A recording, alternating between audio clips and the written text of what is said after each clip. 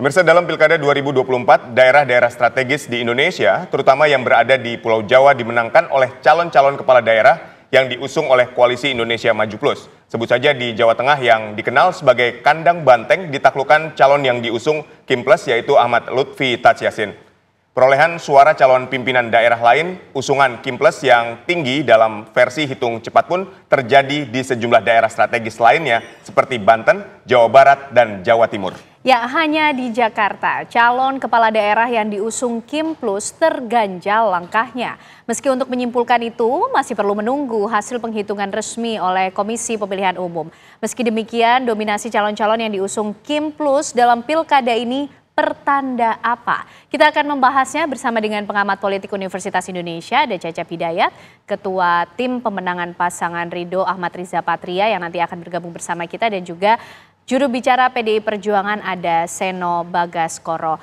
Mas Seno, ini di sejumlah wilayah ataupun juga lembaga survei ini kan sudah melakukan hasil hitung cepat. Tapi apakah PDIP juga sudah melakukan perhitungan secara internal sendiri untuk bisa memonitor bagaimana calon-calon yang diusung PDIP di sejumlah wilayah, khususnya wilayah-wilayah yang strategis?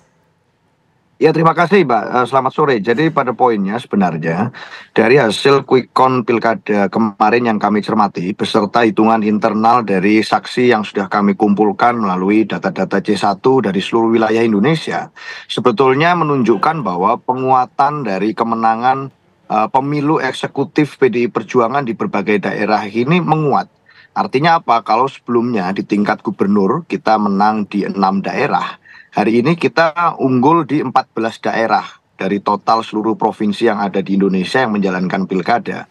Lalu dalam konteks kabupaten kota, kita menang di 239 kabupaten kota yang pasangan calonnya adalah pasangan yang diusung oleh PDI Perjuangan. Total maka 239 ditambah 14. Ini dari 545 pilkada. Artinya apa? Di mana-mana penguatan itu terjadi. Di daerah-daerah yang fair play dan sportivitasnya berlaku dengan baik, rakyat mengawasi dengan baik, kami mengalami kemenangan di mana-mana. Di Jakarta pun demikian gitu ya. Selain kemudian di luar-luar, ada di Bangka Belitung, ada di Bengkulu, ada di Riau, ada di Papua, di Jogja mayoritas kabupaten kota dimenangkan PDI Perjuangan. Artinya dengan situasi pemilu yang tidak mudah, dengan berbagai macam intimidasi, mobilisasi kekuasaan yang terjadi di mana-mana, tetapi ternyata banteng masih perkasa. Ini yang harus saya luruskan dulu pertama. Nah, kedua, ternyata kandang bantengnya hari ini itu menguat di Jakarta. Ini di epicentrum politik, budaya, sosial, ekonomi, kultur masyarakat Indonesia. Ini kandang bantengnya sekarang ada di Jakarta. Dengan fakta apa? Fakta bahwa kami unggul dari hampir semua lembaga survei kredibel yang melakukan quick count mengatakan kami unggul. Itu yang pertama. Lalu data yang kami peroleh dari hasil KPU Real Count C1 KWK-nya juga kami mengalami keunggulan di angka 50,07%. Lalu dari lembaga-lembaga independen yang digerakkan oleh anak-anak muda, kami mengapresiasi misalnya ada kawan-kawan di Jaga Suara yang itu melakukan perhitungan secara independen, itu juga menunjukkan angkanya 50,07%, persis sama. Sehingga saya rasa ini membuktikan bahwa apapun kami masih banteng perkasa. Itu, Mbak.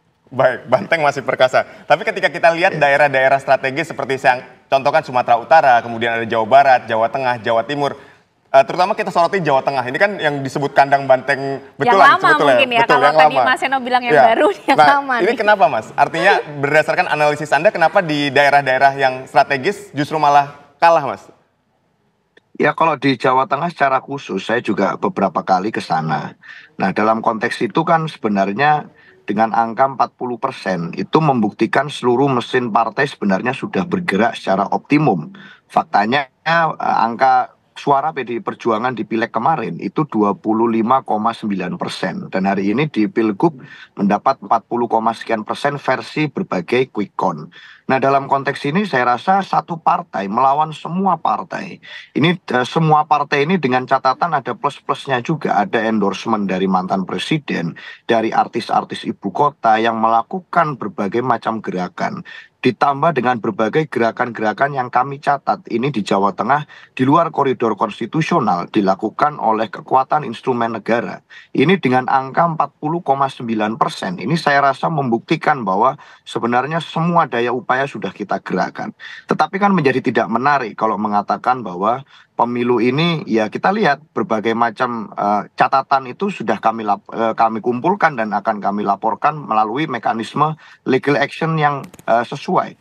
Di Sumatera Utara misalnya bagaimana pembagian beras yang diberi kode BN itu kan akronimnya sama dengan inisial pasangan calon gubernur yang memenangkan pilkada versi quick count BN, Mas. Sama dengan Bobi Nasution itu dengan beras nasional dibagikan di sana dengan masif.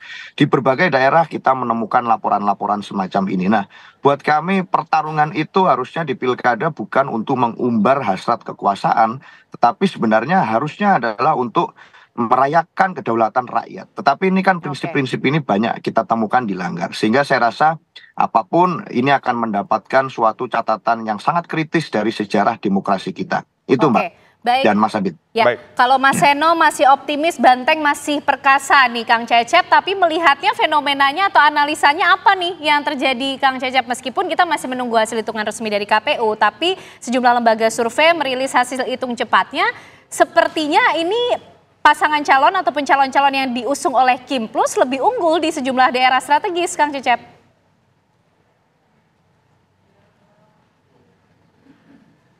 Baik, kita belum bisa mendengar suara Kang Cecep. Audionya masih di mute, bisa diaktifkan? Baik, kami masih belum bisa mendengar suara dari Kang Cecep Hidayat. Baik, kita akan memperbarui hubungan komunikasi dengan Kang Cecep, tentunya masih juga akan berbincang dengan Mas Seno, tapi usai jeda pemirsa kami akan kembali untuk Anda.